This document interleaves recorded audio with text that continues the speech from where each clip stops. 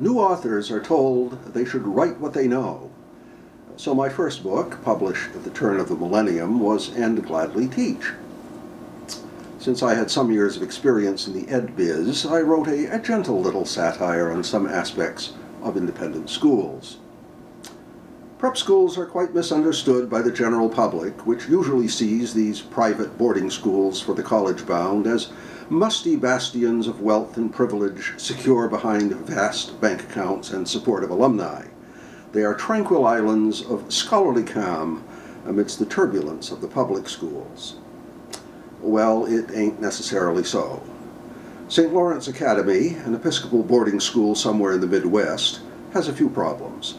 The headmaster is a dyslexic incompetent, the athletic program is afflicted with megalomania, the endowment is emaciated, the chaplain is a black magician, the consultants planning the school's future are insane, and the food is really bad, too.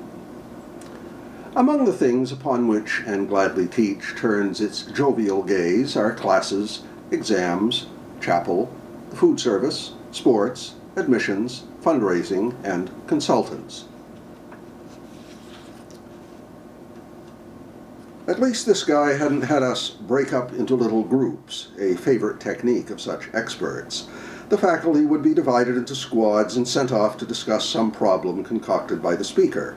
Each group would be instructed to write its collective thoughts with a magic marker on large poster-sized sheets of paper. When the faculty reconvened, the speaker would pin up the sheets of paper around the room so it resembled a kindergarten. Then everyone would compare the various ideas and try to find congruence.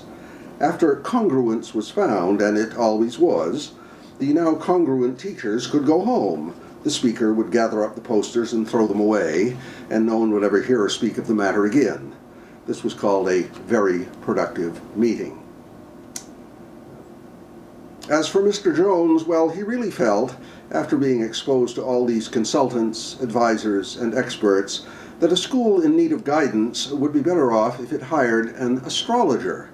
The fees would be less, and the advice every bit as reliable. Amidst the general frivolity, there are occasional more serious observations. Dr. Gerber attempted to describe for the board the nature of an independent school. He first described the faculty as a strange breed. They work for virtually no money, they like kids, and they have hours and duties extended far beyond those of any other workers. There is an intensity to the job which is required for few other positions.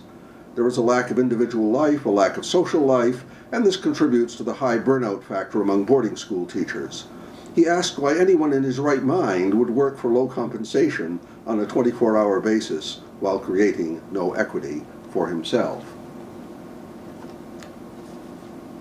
From the last page, an appendix, as it were, Truth is Stranger Than Fiction department. This book is a novel, a work of fiction. But some of the presentations and documents cited, such as those in chapters 5, 9, 16, 23, and 35, are not figments of the author's imagination, unfortunately. The previous reading is an example of this, real, not fictional. To sum up, And Gladly Teach is funny, sarcastic, poignant, outrageous, lighthearted, serious, and more realistic than you would wish to believe. It is also short and has a happy ending. It is highly recommended for reading on long plane rides, at the beach, and at dull faculty meetings as long as you sit way in back so the headmaster can't see you.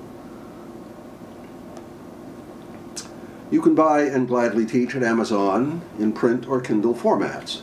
You might also wish to look at my blog. The address is below for more information on my books.